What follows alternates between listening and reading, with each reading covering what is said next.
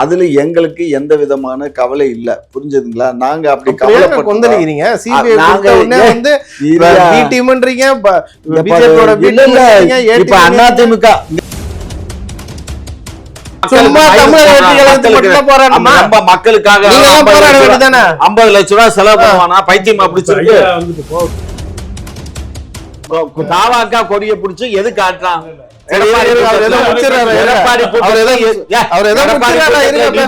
நீ போய் கொடியாட்டு. நீங்க எப்படி ஒரு 1.5 வயசு குழந்தைய கொச்சப்படுத்துவீங்க? நீங்க அவர்கிட்ட தானே கேட்கணும். யார்கிட்ட? உங்க கிட்ட போய் நீங்க பேசுறது ஜனத்துக்கிட்ட போயிட்டு அங்கதான் நீங்க பேசணும். நீங்க பேசுங்க, பதில் நீங்க பேசுங்க, நீங்க பதில் பதில் சொல்லல. என்ன ஆதவர்ஜனுக்கு பதில் சொல்ல? சும்மா அதுக்குதாங்க அவர் கேட்டாரு. உடனே மனிதனை எல்லாம் மனிதனை ஏதாவது 15 வருஷம் வெறும் கத்தின்னு இருந்திருப்பீங்களா?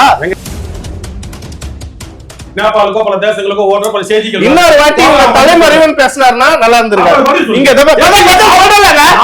பதில் சொல்றேன். 41 பேர் சாவுக்கு பதில் சிபிஐ வார்த்தைகளை பார்த்து விடணும். புறம்போக்கு கிரம்போக்கு மரியாதை இருந்திருக்காங்க. நீங்க எப்படி பிடிக்கிறீங்க? புறம்போக்குன்னு சொல்லாதீங்க. அந்த வார்த்தையை அவர் வாபஸ் சொல்லுங்க. இந்த வழக்கு வந்து சிபிஐக்கு போறதுனால உங்களுக்கு என்ன பிரச்சனை? ஏன் திமுகவுடைய சதி திட்டங்கள் வெளியே வந்துரும் அப்படின்னா? இந்த லூசுத்தனமான கேள்வியை ஏன்ட்ட கேட்க கூடாது.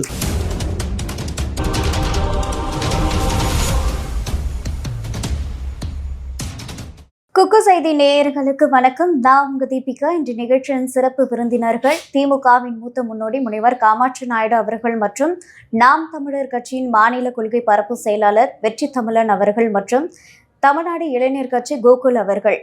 குக்கு செய்தி நேயர்களுக்கு மிக்க நன்றி. கிட்டத்தட்ட 56,000 சப்ஸ்கிரைபர் தாண்டி போயிட்டு இருக்கும். இதே போல தொடர்ந்து உங்களுடைய ஆதரவு அளிக்கவும். அது மட்டும் இல்லாம லைக் பண்ணுங்க, ஷேர் பண்ணுங்க, சப்ஸ்கிரைப் பண்ணுங்க. மூவருக்கும் வணக்கம். வணக்கம் சார். நேற்று வந்து சிபிஐ விசாரணை நீதிமன்றம் வந்து தீர்ப்பு வழங்கியிருந்தாங்க. அதாவது விஜய் அவர்களுடைய வழக்கு சிபிஐக்கு மாத்திரம் சொல்லி தீர்ப்பு வழங்கியிருந்தாங்க. இதை வந்து சீமான் அவர்கள் என்ன சொல்லியிருக்காரு அப்படின்னா, தன்னாட்சிக்கு எதிராக இருக்கு அப்படின்ற ஒரு கருத்தை வந்து முன் வச்சிருக்காரு. இதை எப்படி பாக்குறீங்க? இல்ல எது தன்னாட்சி முரம்பா இருக்குன்னு சொல்றாரு அவர். எது இங்க இப்ப இங்க எது இல்ல காவல்துறையே வந்து தீவிரமா இதுல வந்து நிறைய விஷயங்களை வெளிக்கொண்டு வந்துட்டு இருக்காங்க. இவங்களே நல்லா தானே பண்றாங்க, எதுக்கு சிபிஐ விசாரணை அப்படின்ற மாதிரி ஒரு சொல்ற ஒரு விஷயம் புரிஞ்சுக்கவே மாட்டாங்க. சிபிஐ விசாரணை கேட்டது வந்து தமிழக வெற்றி கழகம் கிடையாது. 5 பெட்டிஷன் அங்கே போயிருக்கு. சரிங்களா? 5 பெட்டிஷன் பாதிக்கப்பட்ட மக்கள் கொடுத்துருக்க பெட்டிஷன் மூலயமா தான் சிபிஐ விசாரணை இங்கே வந்து அமைச்சிருக்காங்க. தாவேகா கேட்டது வந்து எஸ்ஐடி மட்டும் தான் கேட்டாங்க. அதுவும் உச்சநீதிமன்றத்தோட ஜஸ்டிஸ் வச்சு எனக்கு ஒரு எஸ்ஐடி ஃபார்ம் பண்ணுங்க அப்படின்னு சொல்லி கேட்டிருக்காங்களோ. ஸோ சிபிஐ விசாரணையை அவங்க கேட்கல.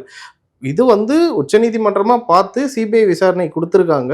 சிபிஐ விசாரணையும் 3 தனிப்பட்ட நபரால் வந்து கண்காணிக்கப்படணும்னு சொல்லி போட்டிருக்காங்க. அப்போ உச்சநீதிமன்றத்துக்கு வந்து இந்த விஷயம் வந்து எவ்வளோ ஒரு சீரியஸ்னஸாக இருக்குது, மக்கள் எவ்வளோ பாதிக்கப்பட்டிருக்காங்க, அதுக்காக இந்த குழு அமைக்கிறோம், இந்த சிபிஐ விசாரணையும் தொடங்குறோம் அப்படின்னு சொல்லி போட்டிருக்காங்க. இது எப்படி தன்னாட்சி இதுன்னு சொல்லி அவர் சொல்கிறாருன்றது ஃபஸ்ட்டு தெரியல.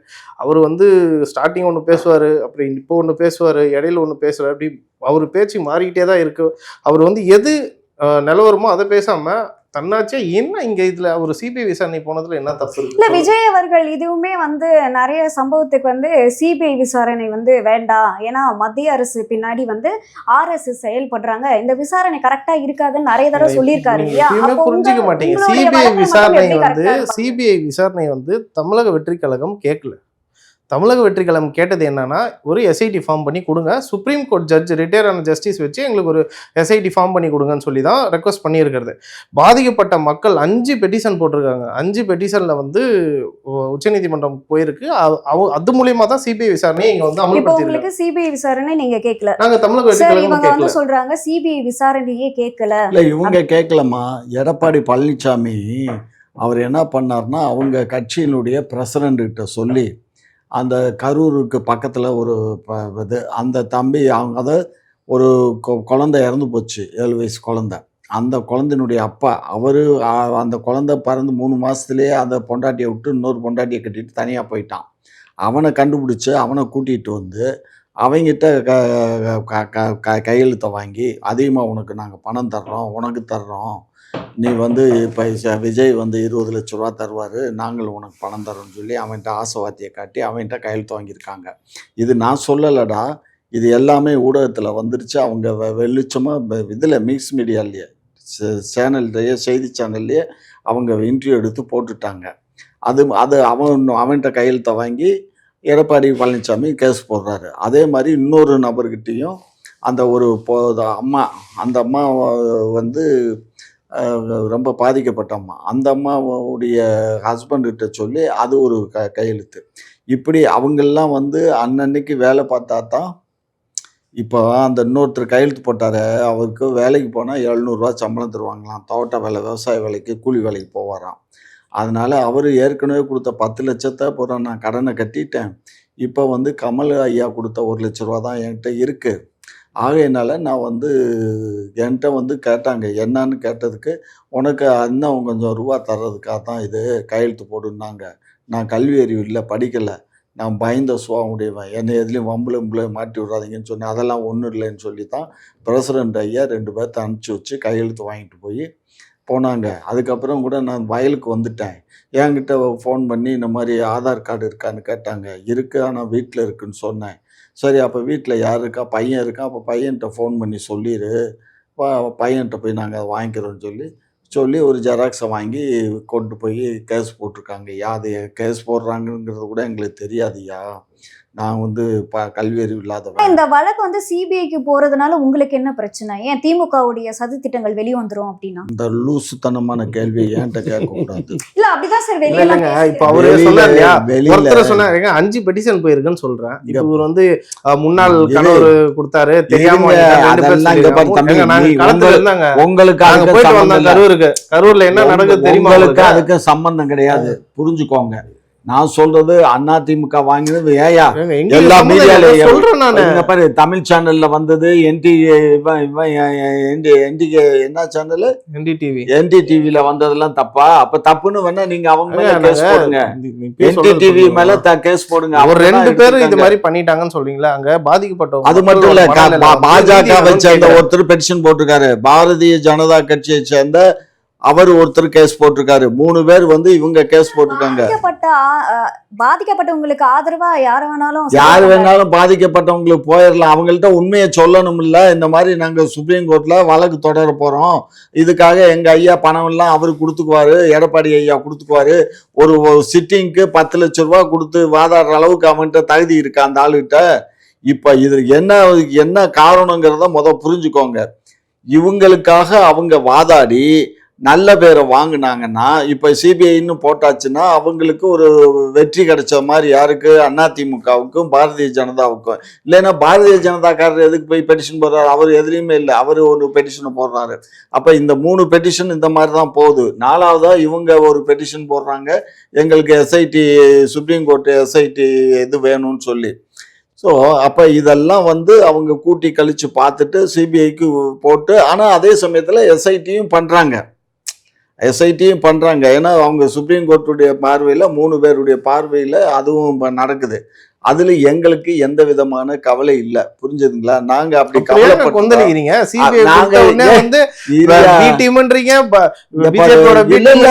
இப்ப அதிமுக இங்க பாரியா, பாரதிய ஜனதா கட்சி அதிமுக தானே சிபிஐ என்கொயரி வேணும்னா, உனக்கு ஏன் அவன் போய் போடுறான் பெட்டிஷன்? மக்களுக்கு எந்த கட்சி வேணா மக்களுக்கு போராடலாங்க. மக்களுக்காக 50 லட்ச ரூபாய் செலவு பண்ணுவானா? பைத்தியம் அப்படிச்சிருக்கு. 50 லட்ச ரூபாய் செலவு பண்ணுவாங்க. பொறுமையா பேசலாம். என்ன காரணம் அப்படின்னா, H. ராஜா அவர்கள் RSS பாஜக, அவர் தான் வந்து விஜய் கட்சி ஆரம்பிக்கிறதுக்கு முன்னாடி இருந்து அவருடைய இயற்பெயர் ஜோசப் விஜயோ கோபால் விஜயோ நம்மளுக்கு பிரச்சனை இல்லை. அதை கொண்டு வந்து அம்பலப்படுத்தி அசிங்கப்படுத்தணும்னு நினைச்சவர் H. ராஜா. சரியா? இன்னைக்கு H. ராஜாவே வந்து சப்போர்ட் பண்றாரு. அது ஒரு பெரிய வியப்புக்குரியது. அண்ணாமலை வந்து பாஜக வளரணும், தான் தலைமையில் கூட்டணி அமையணும்னு தீவிரமா இருந்தாரு. கரூர் சம்பவத்தப்ப அண்ணாமலை சப்போர்ட் பண்ணாரு. ஆனா சமீபத்துல ஒரு 2 நாளைக்கு முன்னாடி சுற்றுப்பயணம் போகும்போது என்ன சொன்னாரு அப்படின்னா, இப்ப நீங்க வந்து ஒரு படம் பார்க்க போறீங்கன்னா அங்க வந்து விசில் அடிங்க, அந்த படத்தை வந்து ரசிங்க, அது எல்லாமே அங்க முடிச்சிருங்க, ஒரு நடிகர் வந்து நாட்டை ஆளுவாருன்னு மட்டும் நினைக்காதீங்க அப்படின்னு சொல்லி இப்போ விஜய்க்கு கொஞ்சம் எதிராக பேசிட்டு பையன் சொல்றாரு இல்லையா. H. ராஜா வந்து முன்ன வந்து இந்த மாதிரி பேசினாரு, இப்போ சப்போர்ட் பண்ணுவோம். நாங்க கட்சி ஆரம்பிக்கும் போது தான் வந்து சீமானன் அவர்கள் வந்து சப்போர்ட் பண்ணாரு. என் தம்பி வந்துட்டான், இனிமேல் எல்லாம் நடக்கும் போது நீங்க அப்புறம் இப்போ வந்து எப்படி பேசுறீங்க? கொள்கை வேறுபாடு வேற. H. ராஜா வந்து முற்று முதலா மதவெறி. அந்த ஜோசப் விஜய் இவன் கிறிஸ்துவனு காட்டணும்னு கொண்டு வந்தார். எச் ராஜா. அப்பேற்பட்ட எச் ராஜா வந்து எதுக்கு குரல் கொடுப்பாருன்னு தெரியும். ஒரு குழந்தை வந்து ஆழ்துளை கிணறுல விழுந்து செத்து போச்சு. வில்சன், அந்த பேர் வில்சன்னு கேள்விப்பட்டோன்னா பாஜகக்காரெல்லாம் பொத்திக்கிட்டு இருந்தாங்க. எச் ராஜா ஒருத்தனும் பேசலை. எல்லா கட்சி, திருமாவளவன், ஓபிஎஸ், இபிஎஸ் எல்லாருமே போய் அந்த குழந்தைய 2 நாளாக காப்பாற்றணும்னு போராடினாங்க. அப்பேற்பட்ட எச் ராஜா, அதுபோக எஸ்வி சேகர், இந்த மாதிரி எல்லாருமே வந்து இவங்களுக்கு பேக் சப்போர்ட்டாக இருக்கிறாரு. அது தெரிய போகுது, வெளிப்படையாக தெரியுது. ஐயா வந்து ரொம்ப கோவப்படுறாரு, வெளிப்படையாக தெரியுது. திமுக என்ன சரப்பில் என்னன்னா, இவங்க நடவடிக்கை எடுத்திருந்தாங்கன்னா பாஜகவுக்கு அந்த அவங்க எடுக்கிறதுக்கு, அவங்க ஆதரவு தரதுக்கான வாய்ப்பு இருந்திருக்காது. இவங்க கம்முன்னு இருக்கிறாங்க. எந்த ஒரு கைது நடவடிக்கையோ ஏதாவது ஒரு எச்சரிக்கை கொடுத்தா அடுத்த சம்பவம் நடக்காது. இவங்க அடுத்து ஒரு அனுமதி வாங்கி ஒரு கூட்டம் நடத்துறாங்க அப்படின்னா புஷி ஆனதுக்கு ஒரு அச்சம் இருக்கும். டேய், ஒழுங்காக இப்படி தானே கூட்டம் நடத்தணும், விதிமுறைக்கு உட்பட்டு தானே நடத்தணும்னு ஒரு பதற்றத்தோட ஒரு கூட்டத்தை நடத்தி முடிப்பாங்க. இப்போ எதுவுமே இல்லாமல் துளிர் விட்ட மாதிரி ஆதவர்ஜனா எங்கேயோ போயிட்டு இப்போ சுப்ரீம் கோர்ட்டில் இந்த இது சிபிஐ விசாரணைன்னு சொன்னதுக்கப்புறம் இன்னைக்கு வெளியே வராரு அவர். அதனால இது வந்து வெளிப்படையாக அப்பட்டமாக தெரியுது. இருந்தாலுமே சிபிஐ விசாரணைக்கு போனது சீமான் அவர்களுமே ஒரு பதற்றம். ஏன் வந்து இது தன்னாட்சிக்கு எதிராக இருக்கு சிபிஐ விசாரணை? தன்னாட்சி என்னது காட்டிலும் பதற்றன்றதெல்லாம் ஒன்றும் இல்லை. என்ன காரணம்னு பார்த்தீங்கன்னா, விஜய் தான் அந்த பீச்சா ஓமந்துரார் பக்கத்தில் ஒரு பெரிய ஆர்ப்பாட்டம் பண்ணார்ல, அஜித்குமார் கொலைக்கு தானே பண்ணார் ஐயா. அந்த கொலையில் விஜய் பேசுனது ஆதாரம் இருக்குது. அவர் ஒன்றும் பெரிய நீங்கள் இவரை கேள்வி கேட்குறப்ப சொன்னீங்க, பல இடங்களில் ஒரு சில இடங்களில் தான் பேசியிருக்காரு. அந்த இடத்துல தான் விஜய் தெளிவாக பேசியிருக்கிறார். சிபிஐன்னு சொல்லிட்டு அடுத்து ஆர்எஸ்எஸ் தான் சொல்கிறாரு.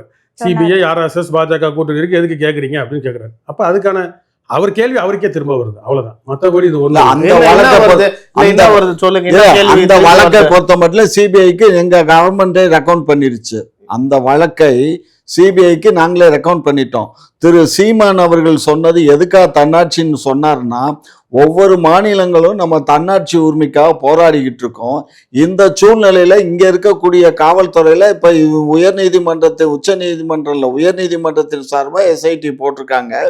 அவர் ஏற்கனவே சிபிஐல 5 ஆண்டு காலம் பயணித்தவர், ரொம்ப ரொம்ப ரொம்ப ரொம்ப நேர்மையான ஒரு அதிகாரி. அவர் தலைமையில எஸ்ஐடி போட்டிருக்கு. அப்படியெல்லாம் இருக்கும்போது என்னத்துக்கு நீங்க இப்போ வந்து ஒன்றிய அரசு கண்ட்ரோல்ல இருக்கக்கூடிய சிபிஐ என்கொயரி கேட்கணும்? இவங்க கேட்கல, அது எடப்பாடி அது எதுக்கு இந்த மாதிரி பண்ணணும், இது வந்து தவறான செய்தி அல்லவா அப்படின்னு அவர் சொல்றாரு. காரணம் என்னன்னா, அதைத்தான் நானும் ஆரம்பத்திலிருந்து நான் என்ன சொல்றேன், மாநிலத்தினுடைய சுயாதி பாதிக்கப்படுது. மாநில சுயாட்சி நாளைக்கு இவரே விஜய் வந்து ஆட்சிக்கே வந்தாலும் கூட நாளைக்கு எல்லாத்துக்கும் சிபிஐன்னு போச்சுன்னு சொன்னா அப்ப இவங்களுக்கு என்ன மரியாதை இருக்கும்? ஏன் அதை நீங்களே பண்ணிருக்கலாம்ல? இருங்க, நீங்க ஆட்சியில இருக்கீங்க, உச்ச நீதிமன்றம் எப்ப எஸ்ஐடி கொடுத்தாங்க பாருங்க, எத்தனை நாள் கழிச்சு கொடுத்தாங்க, ஆனா எத்தனை நாளுக்கு போனாங்க அவங்க? தெரியலன்னாங்க நாங்க கொடுத்துருக்கோம் தமிழக வெற்றிகள்.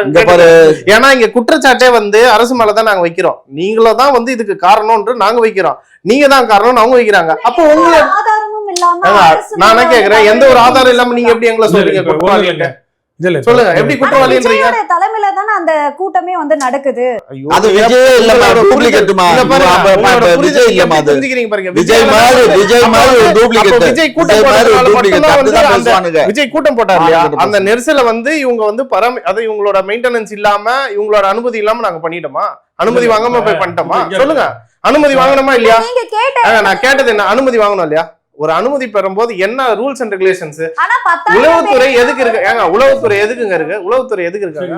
நாங்க ஒரு பர்மிஷன் கேக்குறோம், இங்க எத்தனை பேர் வராங்க, யார் யாரு வருவா, இங்க எப்படி நடக்கும்னு தெரிஞ்சுக்கிறதுக்கு தானே உளவுத்துறை. அப்ப என்னங்க பண்ணிட்டு இருக்கீங்க? ஏங்க தன்னெழுச்சியா வர மக்கள் நீங்க எப்படி கணக்கு பண்ணுவீங்க? தன்னெழுச்சியா வர மக்கள் உங்களால கணக்கு பண்ண முடியுமா? நாங்க 10,000 பேர் கேட்டோம், 10,000 பேர் தாங்க வந்தாங்களா? சொல்லுங்க. ஏங்க மக்கள் அதுதான் சொல்றேன், எங்களுக்கு தெரியும்ன்றத விட உளவுத்துறைக்கு தெரியும் இல்லையா? உளவுத்துறை டோல்கேட்ல இருந்து எத்தனை பேர் இங்க வருவாங்க, எப்படி எந்தெந்த வழியா வருவாங்கன்றதெல்லாம் பாக்குறதுன்னு உளவுத்துறை எங்க போயிருந்தாங்க? உளவுத்துறை சொல்லுங்க. அப்பெல்லாம் பேசல இவங்க. இப்ப வந்து சிபிஐ விசாரணை போட்ட உடனே வந்து தன்னாட்சி நடக்குது, இவரு வந்து என்னன்னா ஏடிஎம்கே போட்டாங்க, பிஜேபி போட்டாங்கன்னு கதை சொல்லுங்க. பாதிக்கப்பட்ட மக்கள் போட்டுக்கிறாங்க, சும்மா இருங்க நீங்க. உடனே வந்து நாயத்தை பேச வந்தா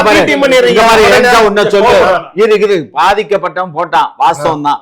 அவன் எங்க போய் டெல்லிக்கு போனான்? மக்கள் அவரால போராட முடியாது. சரி, நீங்க சொல்ற மாதிரி ஏடிஎம்கே சப்போர்ட் சொல்லி தொலைய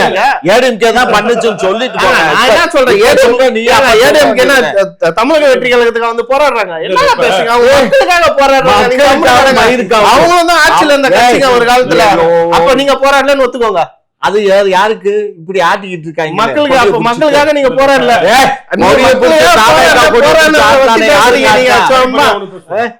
தாவாக்கா கொடியை பிடிச்சு எது காட்டுறான்?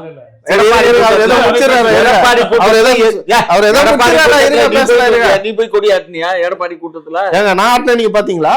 அப்புறம் ஏங்க கொடி யார் வர? ஏங்க அவங்களே கூட தான் அவங்க கட்சி ஆட்டுகளை வச்சு ஆட்டிப்பாங்க. அவங்க கட்சி பேசுறீங்க? எங்களுக்கு அபிஷியலா அதான் உங்களோட கூட்டணி போறோம் அப்படின்னு. தம்பி சும்மா நீங்க எதாவது பேசாதீங்க. சொல்ற கேளுங்க. அப்ப கிட்டத்தட்ட பரவலா நிறைய கொடிகள் ஆட்டப்பட்டுச்சு. அப்ப உங்க கட்சி என்ன பண்ணிருக்கணும்? எப்படிடா நீங்க எடப்பாடி கூட்டத்துல போனீங்கன்னா அந்த யாவன் கண்டு 16 நாள் இருங்க. 16 நாள் நாங்க வந்து மௌன அஞ்சலி செலுத்தின மாதிரி நாங்க யாருமே வெளியே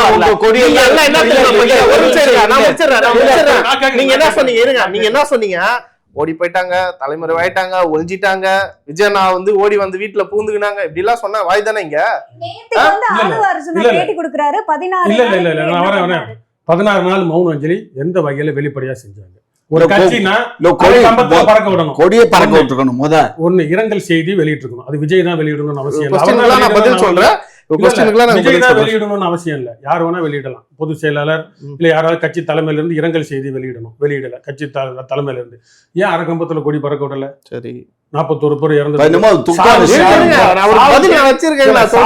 அடிப்படையா மனித நேயம். அந்த மாவட்ட செயலாளர் அந்த தொகுதியிலோ வட்டத்திலயோ யாராவது கொடி ஒரு கட்சியில வந்து இருக்கிறாங்க அப்படின்னா அந்த கொடி போத்தி அடக்கம் செய்யறதுதான் ஒரு மரியாதை.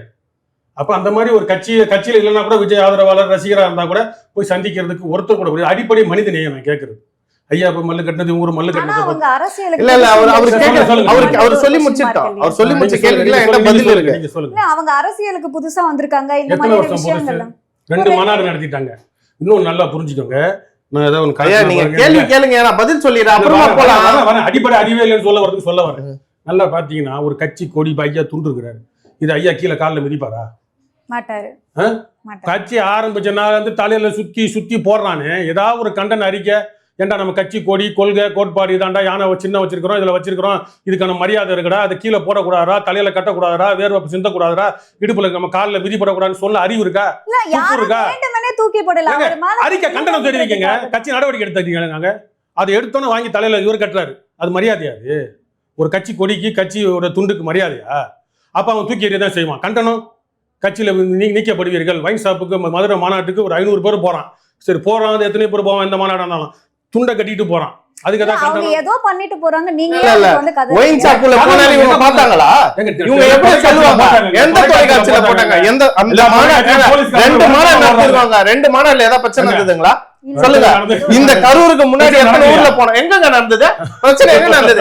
என்ன உங்க கொள்கை கோட்படி உங்களோட கொள்கை சொல்லுங்களா? நீங்க மட்டும் வாய்க்கு ஆமகரியா நான் சாப்பிட்டேன், நான் வந்து PK-47 எடுத்து சுட்டேன், இந்த போய் சொல்றதா உங்க கொள்கை கோட்பாடா? ஏங்க 15 வருஷமா நீங்க போராடிக்கிறீங்களா? என்னங்க மாத்துனீங்க? உங்களால என்னங்க மாத்த முடியல? எல்லாம் வந்து ஓட்ட பிரிச்சுட்டு போறது வந்து இவர் கத்துவாரா, இவர் கத்தி பேசுவாரா? இவங்க என்ன கேட்டாங்க? கொடி கம்பத்துல அரகம்ப ஏன் பறக்க விடலன்னு கேக்குறேன். நான் ஒண்ணு கேக்குறேன். இருங்க, நான் பேசி முடிச்சல. இருங்க, நீங்க கேட்டதை நான் பேசி முடிச்சல. இருங்க, அரகம்பத்துல கொடியை பறக்க விடுறது மட்டும்தான் இறங்கலா? அதுதான் களத்துல நான் போயிட்டு வந்தேங்க. 41 குடும்பத்துக்கு நான் போயிட்டு வந்தேன். சரிங்களா? இவர் இங்க அங்க போகாத மாதிரி பேசக்கூடாது. என்ன நடந்தது? தமிழக வெற்றி கழகத்திலிருந்து எந்த நிர்வாகிகளும் வரல, இவங்க பாக்கல, இவங்க பேசலன்னு சொல்றாரு. அங்க எல்லாருமே போயிருக்காங்க, அவங்க வீட்டுக்கு போயிருக்காங்க, அவங்களுக்கு ஆறுதல் சொல்லியிருக்காங்க, அவங்களுக்கு எல்லா சட்ட சிக்கல்களையும் தீர்த்து கொடுத்திருக்காங்க. 41 வீட்டுக்கு நான் போனேங்க. இவங்க போன கேளுங்க, என்கிட்ட ஆதாரம் இருக்குங்க. நான் போனதுக்கு என்கிட்ட ஆதார் இருக்கு. அந்த இப்ப காட்டுங்க போட்டோ. நான் போனேன் 41 வீட்டுக்கு நாங்க போனோங்க. பொறுப்புக்கு இருக்கலாம் நீங்க பேச தார்மீக சார்பா நாங்க மாநில, நானும் தமிழ்நாடு கட்சியோட மாநில துணை செயலாளர் நானு. சரிங்களா? விஜய் சார்பா விஜய் ஆதரவுக்கு தானே நாங்களும் போறோம். அப்புறம் எப்படி நீங்க மாநிலமா எப்படி கேட்கலாம்? நீங்க நான் மாநிலம் தாங்க, என் கட்சியில நான் மாநிலங்க, நீங்க எப்படி கேட்க முடியும்? கேக்குறது தப்பு இல்ல. எப்படி கேட்கலாம்? சொல்லுங்க. உங்களுக்கு தெரியாம ஏன் கேக்குறீங்க? தெரிஞ்சுக்கோங்க. ஃபர்ஸ்ட் நான் வந்து உட்கார்ந்து பேசணும், நான் யாரும் தெரிஞ்சுன்னு பேசுங்க. நீங்க மாநிலமா, நீங்க போனீங்கன்னு நீங்க எப்படி கேட்டாரு? அந்த क्वेश्चन தான கேட்டா, நீங்க எப்படி கேட்க முடியும்? முதல்ல நான் உட்கார்ந்து இருக்கேன், நான் யாரு என்னன்னு தெரிஞ்சுன்னு பேசுங்க. அதுக்கப்புறம் நீங்க சொல்லுங்க. 41 பேர் வீட்டுக்கு நாங்க போயிருக்கோம், அங்க என்னென்ன நடந்தது, எப்படி நடந்தது, அவங்க இப்ப இருக்க மனநிலை எல்லாம் நாங்க இவங்க போய் பார்த்தாங்களா? இல்ல உங்க கட்சியில இருந்து யாரா போய் பாத்துருக்கீங்களா? போய் பார்த்தாரு. 41 பேர் வீட்டுக்கும் போனாரா? சொல்லுங்க. போகாதவங்க படம் ஓட்டுறாங்க. 41 வீட்டுக்கு போனீங்களா? வந்துச்சுங்க. போகாதவங்க படம் ஓட்டுறாங்க. 41 பேர் வீட்டுக்கு போன மாதிரி பேசுறாரு இவரு. போகாது. என்ன நாங்க போயிட்டு வந்திருக்கோங்க. நாங்க அடிச்சு சொல்லுவோம் நாங்க போயிட்டு வந்திருக்கோம். என்கிட்ட ஆதாரம் இருக்காதுங்க. நல்லா கேட்டுங்க. இன்னொரு சம்பவம் சொல்றேன். இப்போ நம்ம ஒரு நிகழ்ச்சி போறோம் ஏதாவது பண்றோம் அப்படின்னா உணர்வு இருந்தா வெளியே வந்துடும். இப்ப ஐயா இருக்கிறாரு, நீங்க இருக்கிறீங்க அப்படின்னா இவர் நாகப்பட்டினத்துல பேருந்து மேல நின்று பேசுறாரு. இவர் தலைக்கு ஈடா ஒரு சிலை இருந்துச்சு. யார் சிலை தெரியுமா? தங்கம் மூலம் பூசப்பட்ட சிலை. இவர் பஸ்ல நிக்கிறாரு, இவர் தலைக்கு ஈடா ஒரு சிலை இருந்துச்சு. யார் சிலை தெரியுமா? பேரறிஞர் அண்ணா சிலை.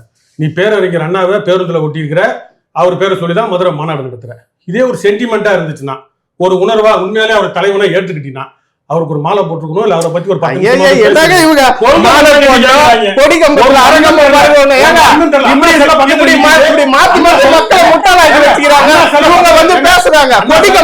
மாலை போடலையா?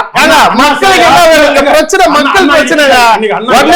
சிலைக்கு மாலை போடலையா? கொடி கம்பத்துல அரகம்பம் பறக்க இதெல்லாம் உணர்ச்சியா? பாதிக்கப்பட்ட 16 நாள் மக்கள் என்ன அவஸ்தையில இருப்பாங்க? அத பத்தி பேச வாயில்லை. இங்க இவங்க எங்க போயிருந்தாங்க? நீ சிபிஐ நாகப்பட்டினத்துல மாதா, வேளாங்கண்ணி மாதா, நாகூர் ஆண்டவர், அப்புறம் ஏதோ ஒரு காமன் கோவில் பேரை சொல்றாரு. இவங்க பேரை சொல்ல தெரிஞ்ச உனக்கு எதிர்க்கவே வழிகாட்டின்னு சொல்ற ஒரு சிலை நிக்குது. அண்ணாவாது சிலை இறந்து போயிட்டாரு, சிலையில நிக்கிறாரு. நீ சிலையா அவர் சிலையா? நீ உண்மையால உணர்வு வந்து அவர் சம்பந்தமா உணர்வு இல்லாத ஜடம்னு சொல்ல வரேன். நான் எழுதி கொடுத்ததை வாசிக்கிற ஜடம் அதுதானே வேறுபாடு. உண்மையில பேசிருப்பாங்க. இங்க பாருங்க என்ன பேசிருக்கோம், என்ன பேசிருக்கோம். மக்கள்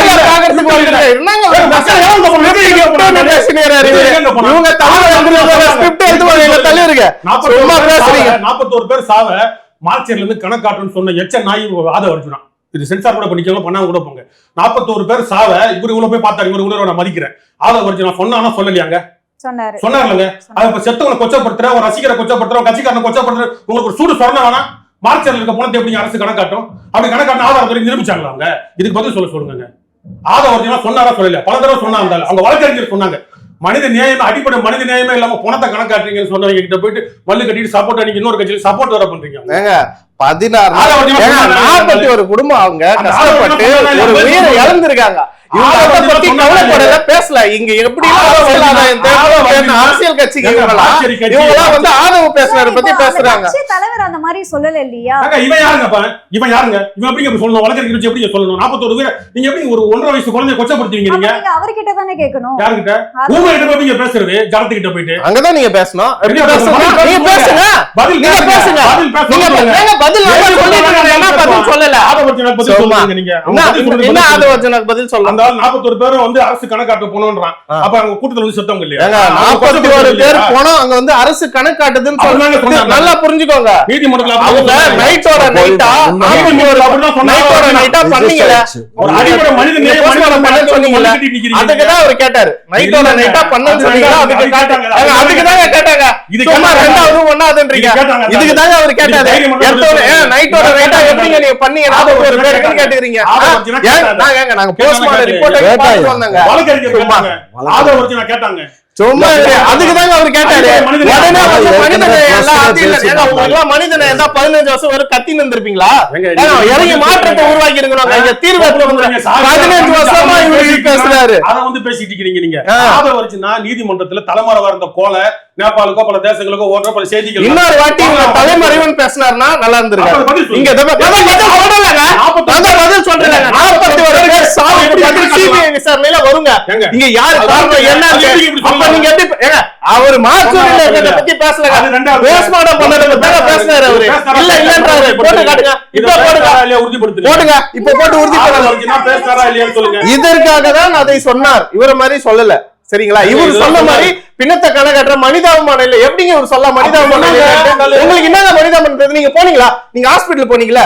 நீங்க நல்ல கட்சி தானே. உங்க தலைவர் மக்களுக்காக போற, தமிழ் இனத்துக்காக போறான்னு தானே. நீங்க எங்க போய் பாக்கல? 41 பேர் எங்க தலைவர் இருங்க.